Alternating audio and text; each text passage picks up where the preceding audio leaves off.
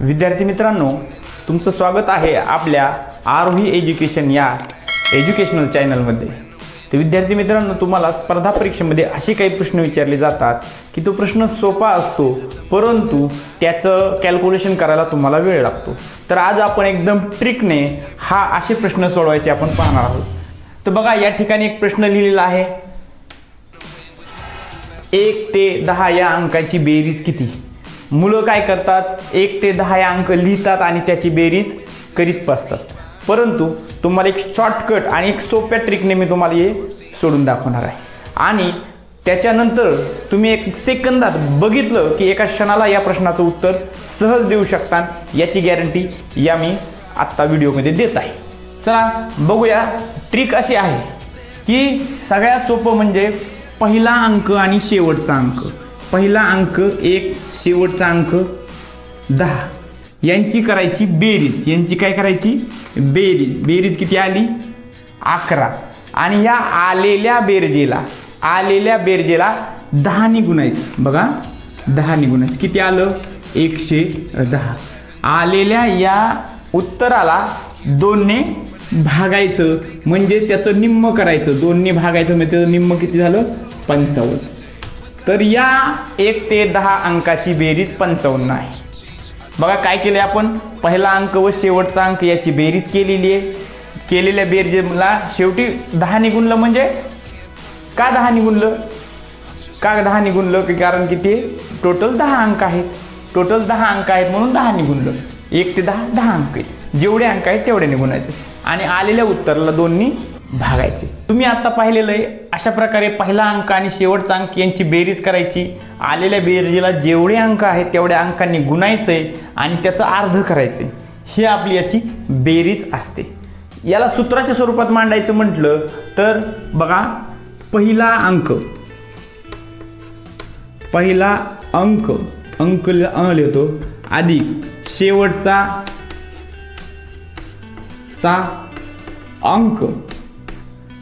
अंक कंस बंद आणि त्याला n म्हणजे जेवढे अंक आहेत तेवढे, याचं काय करायचंय? अर्ध करायचंय। या प्रकारचं सूत्र तुम्हाला सांगितलं जातं। मी अशा प्रकारे सांगितलंय, पण तुम्हाला सूत्र लक्षात राहत असेल तर लक्षात तुम्ही सूत्र ठेवू शकता। आता याच्यामध्ये तुम्ही काय केलं? ह्या सूत्रामध्ये काय केलंय तुम्ही? या सूत्रामध्ये तुम्ही दिलेल्या अंकाची सरासरीच काढलेली असते आणि त्या सरासरीला तुम्ही जेवढे अंक आहेत तेवढ्यांनी गुणलेलं असते, म्हणजे तुमची बेरीज येते। सरासरी काढण्याचं सूत्र असं आहे, पहिला अंक अधिक शेवटचा अंक भागिले 2 ही सरासरी येते। म्हणजे 1 ते 10 या अंकाची सरासरी येत असते 5.5। बघा, 5.5 त्याला 10 ने गुणलं तर उत्तर किती येतं? त्याला 10 ने गुणलं तर उत्तर येतं 55। 1 ते 10 अंक। आता मी तुम्हाला अंक लिहून दाखवतो। 1, 2, 3, 4, 5, 6, 7, 8, 9 आणि 10 हे एक सलग अंक आहेत। हे अंक एक सलग आहेत। तर बघा, वरचे अंक निम्मे निम्मे करून टाका। खालचे निम्मे, वरचे निम्मे। खालचे वेगळे, वरचे वेगळे। 1, 2, 3, 4, 5 हे खाली गेले। 1, 2, 3, 4, 5 हे वरी गेले। मग याचा सेंटर निघतोय का? नाही। याचा बरोबर सेंटरला एकही अंक नाहीये। मग काय करायचं? ह्या 5च्या आणि ह्या 6च्या मधला अंक कोणता असेल? 5.5 ही झाली याची सरासरी। काय आली? सरासरी। काय आली? सरासरी। सरासरी माहिती आहे तुम्हाला? नसेल माहीत तर आमच्यासोबत तुम्ही जॉईन करा, व्हिडिओला सबस्क्राईब करा, लाईक करा आणि बेल आयकॉनला क्लिक करा, कारण की मी पुढच्या भागामध्ये सरासरीचा व्हिडिओ घेऊन येईन। बघा, ही आहे सरासरी। बघा, सरासरीला काय केलेलं आहे आपण? टोटल अंक किती? 10। मग 10 ने गुणलेलं आहे, आलं उत्तर 55। तुम्हाला या सूत्राने तुम्ही या अंकांची बेरीज करू शकता किंवा असं करू शकता, हे दोन्ही एकच आहे। परंतु तुम्हाला जर हे सेंटर काढता आलाय, कोणत्याही संख्येचा मध्य काढता आला, वरी अर्धे अंक सोडा, खाली अर्धे अंक सोडा, एखादा पर्टिक्युलर अंक आला तर त्याची सरासरी असते आणि त्या सरासरीला एकूण अंकाने गुणा, तुम्हाला बेरीज येईल। आधी सरासरी शिकू शकता तर तुम्हाला खूप सोपे जाईल। सूत्राची सुद्धा कधी कधी गरज लागायची नाही। आलं लक्षात? चला आता मी तुम्हाला एक पुढचं उदाहरण घेतो। तुम्ही म्हणता 1 पासूनच अंक दिलाय सर, त्याच्यामुळे आले असेल, तसे काहीही नाही। चला मी पुढचं दोन्ही पद्धतीने घेतो, सूत्राने पण घेतो आणि या टाईपने घेतो. बघा सूत्र लिहून ठेवतो, तुम्हाला पाठ झालं पाहिजे. पहिला अंक अधिक शेवटचा अंक, पहिला अंक अधिक शेवटचा अंक गुणिले किती n भागिले 2 हे सूत्र आहे. आता मी अंक बदलतो वरची, या ठिकाणी लिहितो 11 लिहितो आणि या ठिकाणी काय लिहितो 19 लिहितो. आता बघा गंमत सांगायची मला, 11 ते 20 मी लिहिलं नाही, मी लिहिले 11 ते 19. का लिहिलं असेल ते तुम्हाला पुढे समजेल. बघा सूत्र आहे, चला पहिला अंक 11, शेवटचा अंक 19, यांची बेरीज आणि बेरजेला n म्हणजे टोटल अंक किती 9, म्हणून 9 लिहा, छेदाला 2 लिहा. बघा या दोन्हीची बेरीज किती येते, याची दोन्हीची बेरीज 30 येते. 30 गुणिले हा 9 छेद 2. बघा बे 1 बे 5 10, 15 आलं. 15 गुणिले 9, 15चा पाडा 9 पर्यंत 135 बेरीज यायला लागली. 135 बेरीज यायला.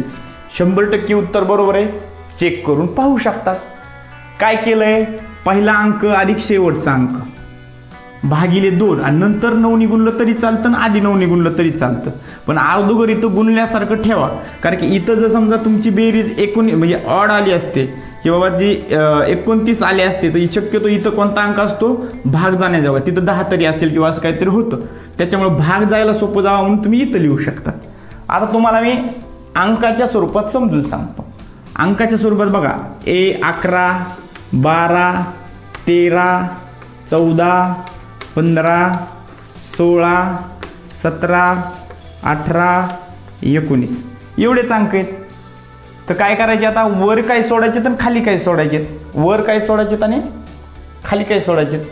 बघा एक गेला, एक गेला, एक हे गेला, हे गेला, 2 वरी गेले, 3 गेले वरी, खाली पण 3 गेले, 4 गेले वरी, खाली पण 4 गेले. म्हणजे आपली सरासरी आलेली ही आहे सरासरी. सेंटरचा अंक म्हणजे सरासरी. सरासरी आली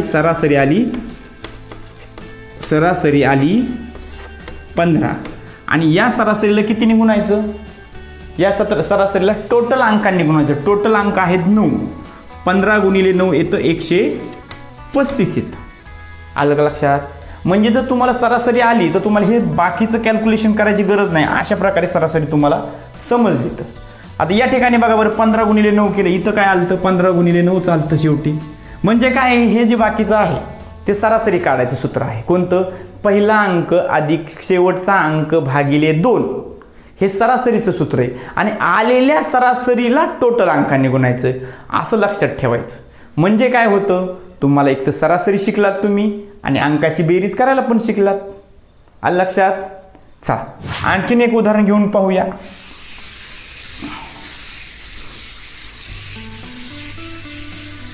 चला आता आपण काय करू, मधले आदले कशी पण सरासरी घेऊ, पण सलग येणाऱ्या अंकासाठी हे लागू आहे. सलग येणाऱ्या अंकांसाठी हे लागू आहे. आलं लक्षात. बघा पाहून घ्या. सलग म्हणजे असं बी अंक जमतात की बा जे एक टप्प्याटप्प्याने येतात, म्हणजे सम अंक 2, 4, 6. हां आलं लक्षात. त्यांची सरासरी काढू शकतात तुम्ही, त्यांचा बी मीन वेगळा येतो. पहिला अंक अधिक शेवटचा अंक भागिले 2 ती सरासरीच येणार. परंतु आलेल्या सरासरीला ज्यावेळेस तुम्ही गुणणार आहेत त्यावेळेस टोटल अंकांची संख्या कशी असणार आहे, कमी असणार आहे. निम्मे अंक येते ना ऑटोमॅटिक. चल ते पण एक उदाहरण पाहूया आपण, पण त्याच्या अगोदर एक छोटं गणित घ्या. या ठिकाणी आता मी 33 घेत आहे आणि या ठिकाणी किती घेतो मी, या ठिकाणी 38 घेतो. बघा 33 आणि 38 या अंकांची बेरीज किती, 33 आणि 38. 33 ते 38. बघा असा प्रश्न येऊ शकतो, 33 आणि 38 या अंकाची बेरीज किती, आणि तुमची जमलिंग होऊ शकते. पण या ठिकाणी 33 ते 38 म्हणजे मधले सुद्धा अंक या ठिकाणी आपल्याला बेरजेमध्ये घ्यायचे. बघा पहिला अंक 33, सूत्रानुसार 33 अधिक शेवटचा अंक 38, त्याला भागिले 2. हा n तुम्हाला घ्यायचा असला तर घ्या, आत्ता नाही तर नंतर घ्या. बघा मी लगेच घेऊन टाकतो. 33 आणि 38, 33, 34, 35, 36, 37, 38 6 अंक होत आहेत. 6 अंक होत आहेत. आलं लक्षात. 6 अंक होते. 38 मधून 33 वजा केलं तरी चालतं, परंतु ज्यावेळेस तुम्ही 33 वजा करता तेव्हा खुद्द 33 सुद्धा गायब होतो. तो 33 आपल्याला गायब होऊन द्यायचा नाहीये, म्हणून आपल्याला इथं 6 अंक झाले. बघा मी म्हणलं होतं त्यावेळेस सारखं या ठिकाणी भागाकार द्यायला सोपं जाते. बघा या ठिकाणी 8 आणि 3 11 हातचा आला 1, 3 आणि 3 6 आणि 1 7, इथं 71 आलं, इथं छेदाला 2 तसं ठेवा आणि इथं 6. आता लागली का नाही गरज 6ची? बघा बे 1 बे, बे त्रिक 6, म्हणजे किती झाला गुणाकार? 3 1 3, 7 त्रिक 21, म्हणजे 213 या काय आलेला आहे, या इतक्या अंकांचा बेरीज आली. ह्या 33 ते 38 या अंकाची बेरीज किती आली? 213. बघा सरासरीमध्ये या, सरासरीमध्ये या, तेच असतं सरासरी. याची किती येणार? तेच असतं. याची सरासरी इथं भागला असतं तर सरासरी आली असती. बघा 33 34 35 36 37 38, खालचे 3 गेले, वरचे 3 गेले, सरासरी ह्या दोन्हीच्या मध्ये घ्यावं लागेल, म्हणजे किती घ्यावं लागेल? 35.5. आणि या 35.5ला या 35.5ला टोटल अंक किती? 6. त्यांनी गुणलं तर एवढंच उत्तर येतं, एवढंच उत्तर येतं. आलं लक्षात? समजतंय? चल पुढचं उदाहरण घेऊया. छोटं घेऊ का जरा? छोटे अंक घेतो म्हणजे तुमच्या लवकर आणखीन समजन. आता सूत्राची गरज नाही, मी पुसून टाकलं. सूत्राची गरज आता नाही आहे तुम्हाला, कारण की आता तुमच्या लक्षात बसलंय सूत्र. चला आपल्याला काय करायचंय? 21 ते 30 या अंकाची बेरीज परीक्षेमध्ये सारखं विचारतात. या अंकांची बेरीज परीक्षेमध्ये विचारतात.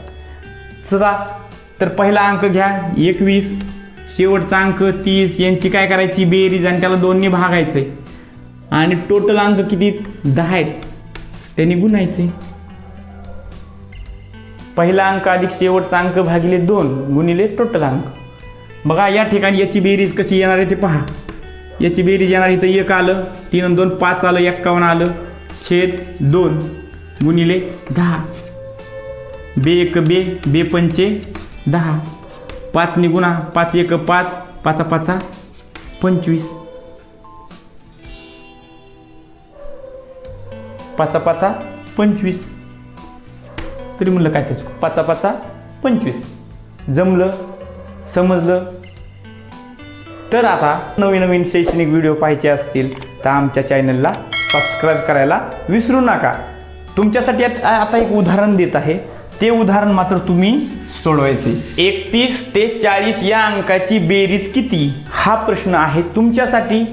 त्याचं उत्तर तुम्ही वहीवर काढायचंय आणि कमेंट बॉक्समध्ये याचं उत्तर कमेंट करायचं. धन्यवाद.